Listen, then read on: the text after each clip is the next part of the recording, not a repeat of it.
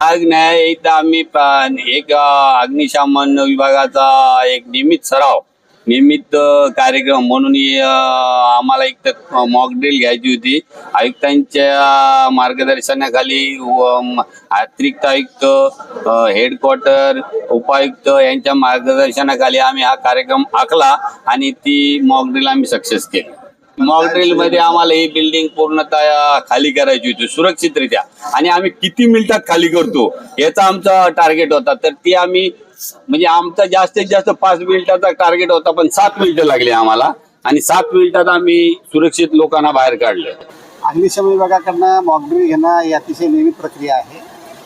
हा एक मॉक ड्रिलचा भाग होता।